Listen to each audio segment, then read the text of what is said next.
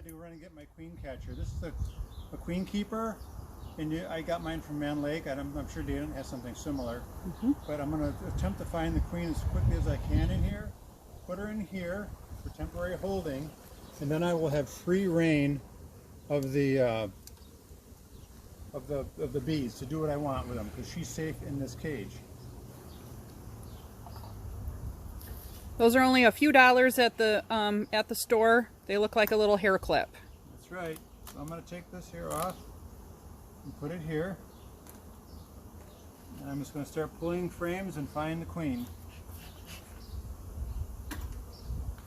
I like to remove the bridge comb in between, because you can roll a queen. Roll her abdomen between there if she's on that frame. But you can see the bees are just packed in here. They're packed, and if you force the bees down into a smaller area and there's a fall flow, they'll swarm and you'll lose them.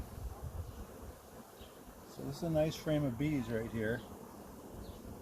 I'm seeing brood around the periphery. I'm seeing milk brood, which means brood being fed royal jelly in the cells. And there's no queen on there. But where you see eggs, the queen could be around. I'm just going to set, making sure that the queen's not on there. I see young bees hatching. I'm just going to shake a little bit out of there. Put them right here for temporary holding. And we're going to attempt to find the queen.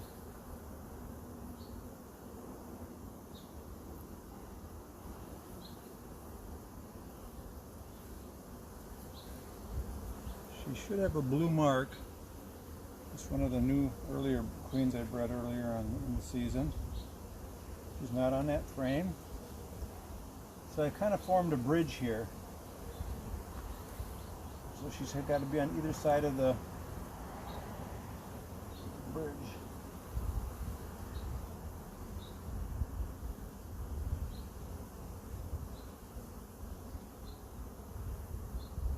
So I just do a quick sweeping of my eyes. This is an interesting thing right here. That's a emergency cup. It's a queen cup, and if you break the sidewall away and look inside there, there's no egg, there's no royal jelly. It's natural to find those, and it doesn't mean they're going to swarm or anything. It's a supersedure cup that's just there for if they happen to need it.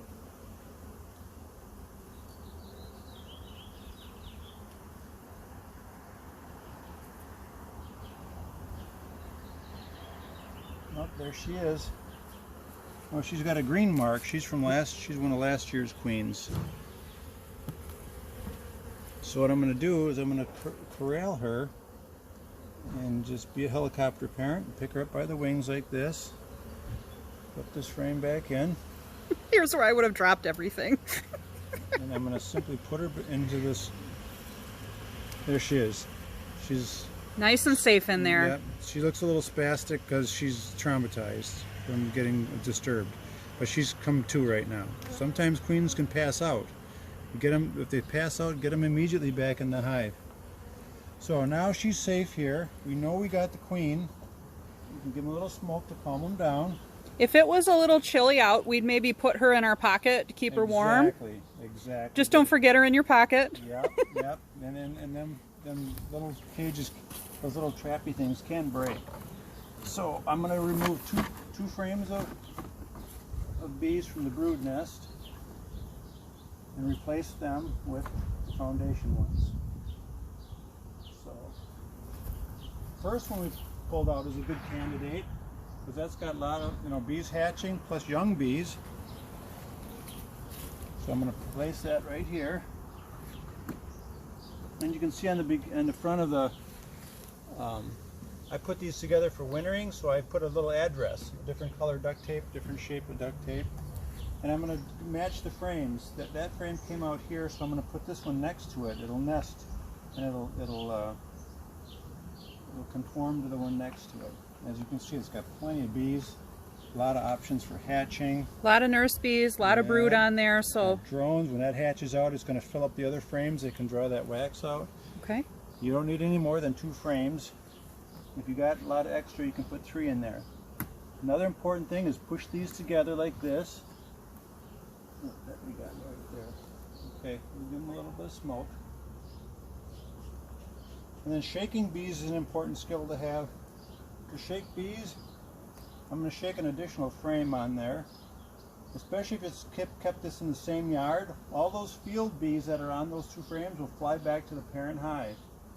But all the nurse bees will stay. Now, like I said, we got the queen confined. We don't have to worry about her anymore.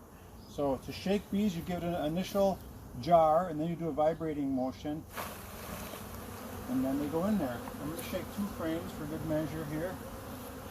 You can see all the field bees are coming back. And the bees that stay, those are nurse bees that are going to take care of that brood, correct? Let's shut that down. Okay.